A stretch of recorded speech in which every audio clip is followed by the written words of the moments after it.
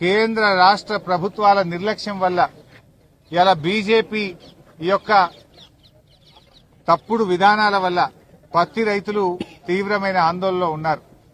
ఇలా సీసీఐ ఒక తుగ్లక్ లాగా ఒక పిచ్చి పిచ్చి నిర్ణయాలు తీసుకుంటా ఉంది.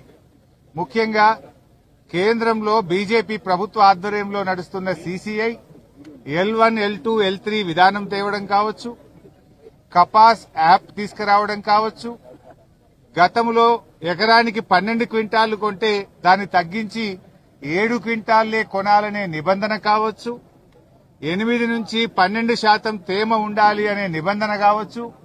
ఇలాంటి తుగ్లక్ చర్యల వల్ల రైతులందరూ కూడా రోడ్డు మీద పడే పరిస్థితి వచ్చింది. ఇలా రాష్ట్ర వ్యాప్తంగా 2 రోజుల నుంచి జిన్నింగ్ బిల్లులన్నీ మూతపడ్డాయి. పత్తి కొనుగోలు ఎక్కడికక్కడ నిలిచిపోయింది. దాంతో రాష్ట్రంలోని పత్తి రైతులంతా కూడా అయోమయమైనటువంటి పరిస్థితుల్లో ఉన్నారు.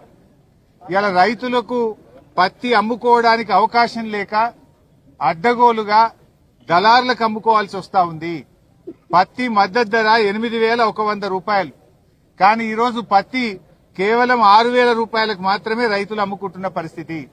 ఓ క్వింటాల్ మీద 2,000 రూపాయలు ఇలా పత్తి రైతులు నష్టపోతా ఉన్నారు. ప్రభుత్వమేమో మాటల్లో కేంద్ర రాష్ట్ర ప్రభుత్వాలు రైతులకు అరచేతిలో వైకుంఠం చూపిస్తున్నారు, చేతల్లో నరకం చూపిస్తా ఉన్నారు. ఇలా ఒకవైపు అకాల వర్షాల వల్ల తుఫాన్ల వల్ల రైతులు నష్టపోయారు.